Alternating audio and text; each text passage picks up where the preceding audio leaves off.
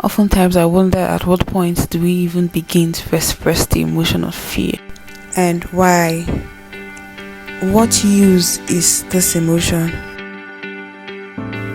And as much as yes, we are held back and we want to do it well without emotion, by design, it's a part of us. But what makes the difference between you and I is our abilities to be able to take action irrespective of those fear in our heart. You would agree with me that fear has killed dreams. It has killed so many ideas even before the world sees them. It has given birth to other things called doubt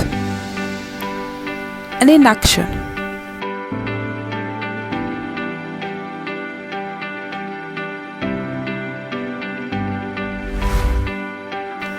You would ask, why would such an emotion, which causes so much harm, be created in the first place?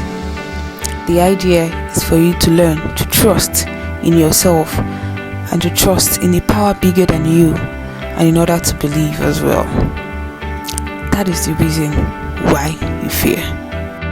Fear and trust never can they be together, because the presence of one eliminates the presence of another. Now, for you to eliminate fear in your life, you must learn how to trust in yourself and God.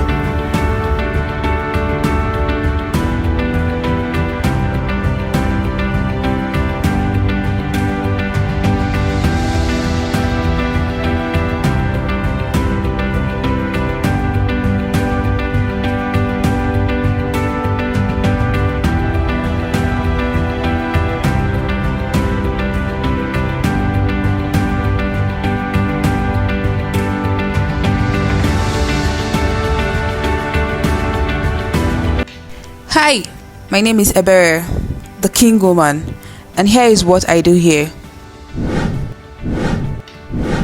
If you are interested in watching more of the videos that have to do with personal branding, self-development, and leveling up journey, then do also subscribe so you could get more of my videos when I publish them. And please do not forget to like and share, it helps too.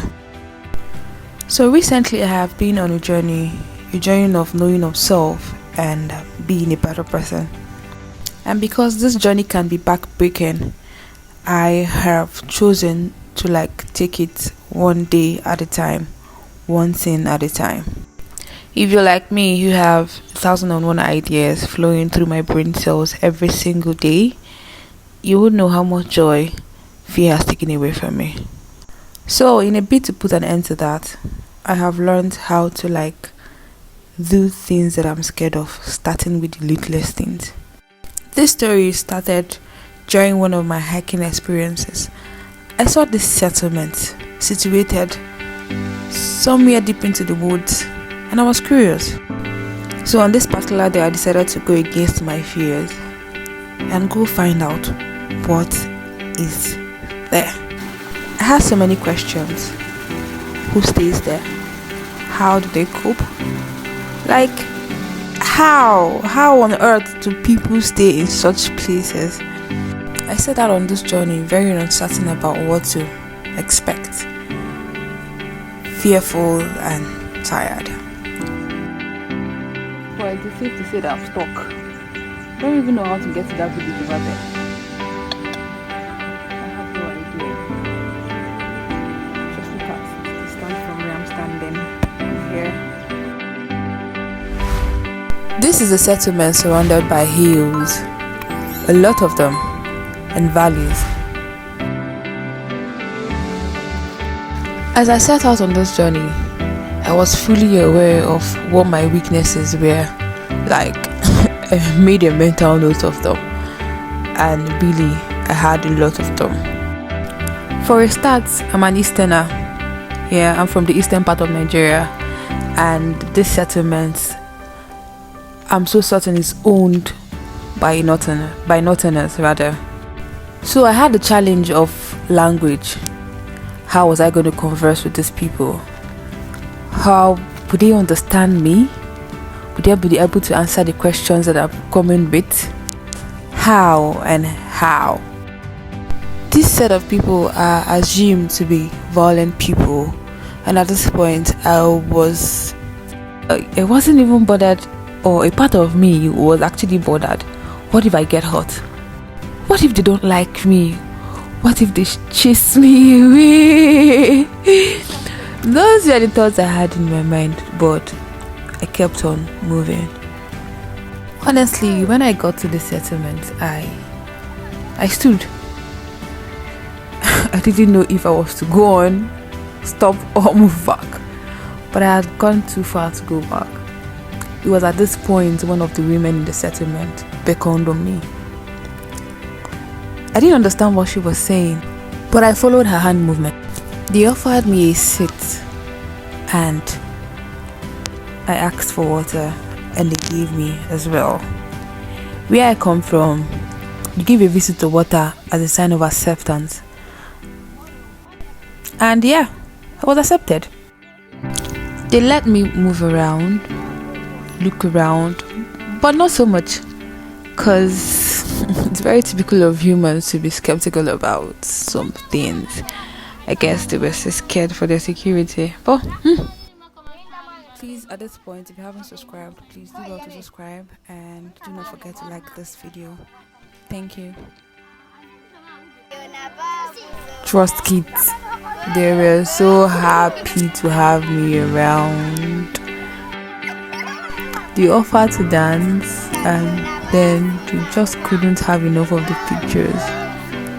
If you understand Hausa, you understand what they are singing, good. But trust me, I didn't understand a word. I was solely carried away by the smiles on their faces and the purity of their hearts. It was at this point it became very obvious to me that I didn't make a bad choice by coming here, right? Having to see these kids happy in such an environment with so little, again, taught me a sense of gratitude. For a moment, I felt good. I was proud of myself for letting myself do something that I was terrified of. Right?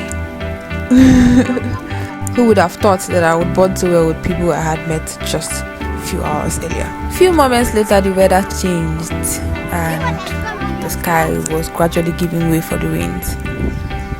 And they needed to go for prayers. So I walked them out. Or rather, they walked me out. Oh, we walked ourselves out. Like, I had to see them off to the mosque. And yeah, I had a great evening. I went home that evening thinking to myself how much I would have missed if I didn't go to visit. I would have lived my next hiking experiences still curious, still wondering, asking what exactly lies in that settlement. But yeah, here we are.